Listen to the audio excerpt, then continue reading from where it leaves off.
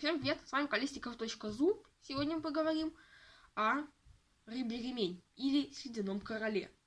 Фото и классификация на экране.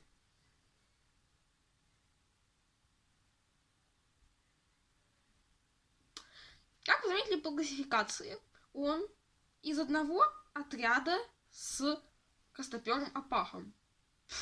Вообще странно. Такая толстая рыба, как опах, и такая худая рыба, как ремень. И вообще это самая нестандартная рыба на земле. Если знаете почему. Сначала это самая длинная костная рыба. Ее длина достигает от 3 до 5,5 метров.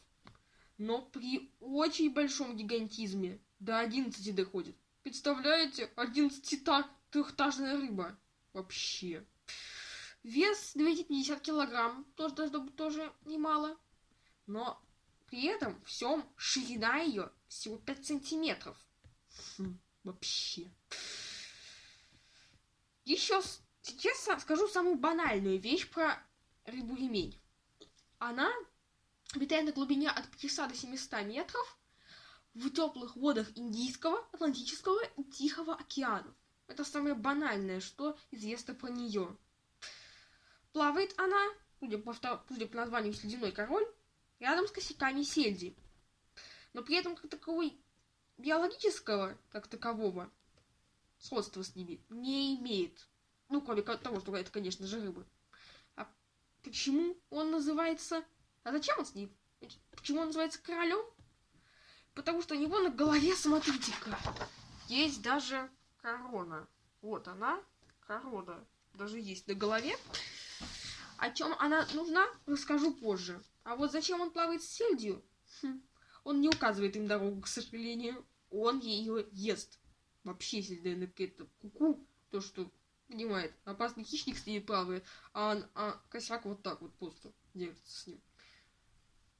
Еще так вот, зачем ему еще нужен этот плавник? Смотрите-ка. Дело в том, что я сфотографировал его. Ну, не сфотографировал, срисовал его сверху. Лицо просто не получилось, поэтому не стал его рисовать. Я просто сверху. Да, это рили с поверхности воды.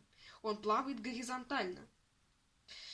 И этот плавник, это как бы плавник. Вот первый плавник, а вот второй плавник. И вот как бы этот плавник нужен для того, чтобы им вот так вот болтать, и он плавал.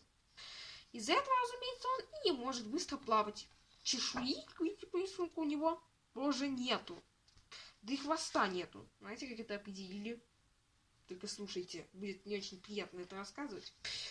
Слушайте, дело в том, что хвост начинается, когда, ну, мягко говоря, продолжается позвоночник после 5-й точки. А у него 5-я точка, и все. Дальше позвоночник не продолжается. То есть хвоста у него нету.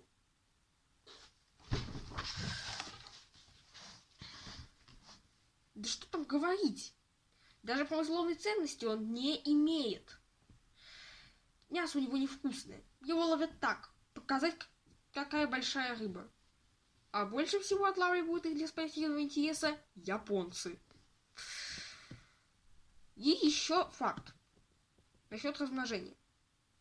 Как он размножается, неизвестно. Известно только, что пару он ищет целых полгода. Больше про размножение не известно ничего из-за глубоководного образа жизни. Известно еще, что детеныши, когда только появятся на свет, из икры будут длиной всего 2,5 миллиметра. Блин. Вот. Вообще, даже так показать не могу. Удивительно, думаете, как из такой мелкой рыбешки вырастает такой гигант? Все объясняется просто. Они растут всю жизнь. И для того, чтобы вырасти в 5,5 метров из 2,5 миллиметров, им нужно жить около 15 лет. Для костной рыбы это очень много. Ну, не очень, ну, много. Вот очень странная, очень длинная, очень нестандартная рыба слюдяной король. На этом все. С вами был Колесников.зу. Всем пока.